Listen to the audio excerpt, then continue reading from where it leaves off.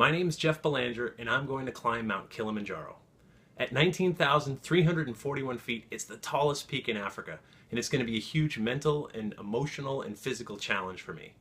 And I want to tell you why I'm doing it. The story starts about 3 years ago. My brother-in-law, Chris, right here, he was diagnosed with cancer, and it was a bad one. It didn't look good at all.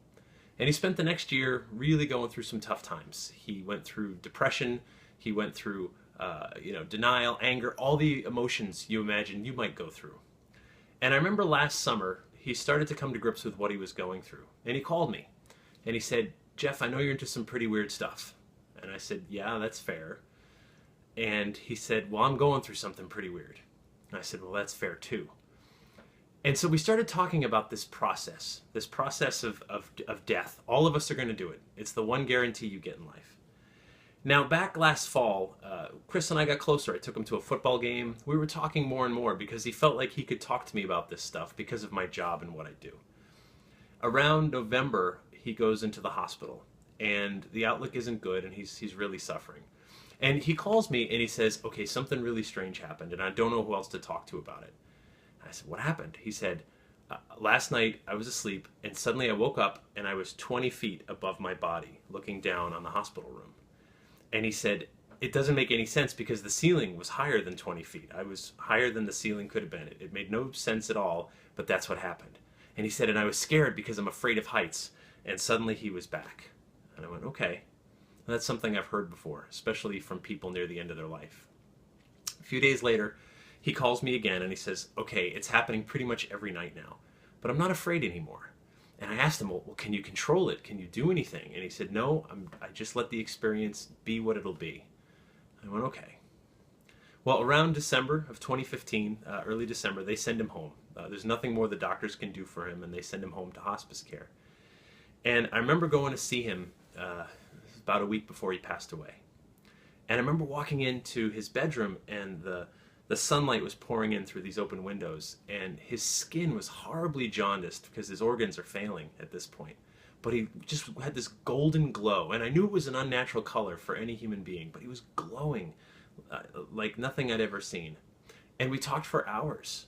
And he said, "This process I'm going through, it's something all of us go through, but for most people it happens pretty quick. Death doesn't come announced, it just happens."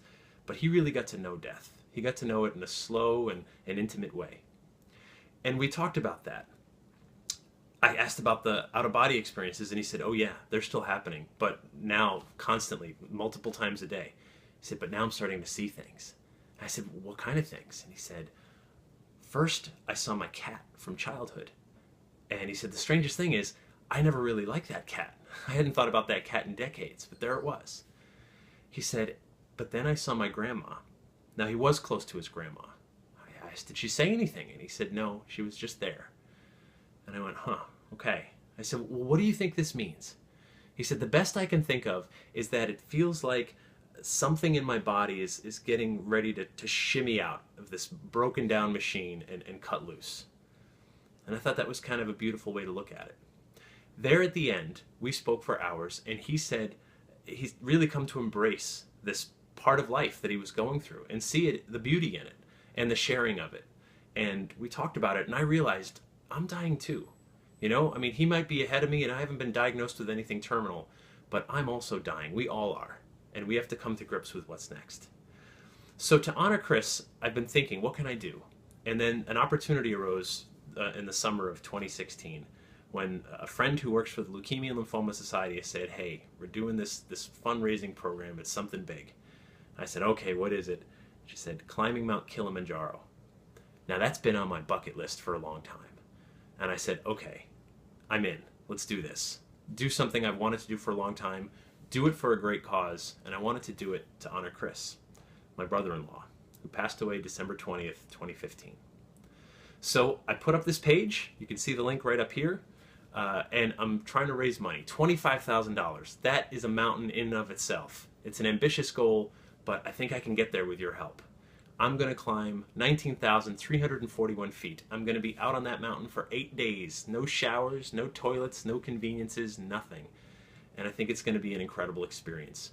To do it for a cause, to be able to go to the top of the mountain, hold up a picture of Chris and honor him there is going to mean the world to me.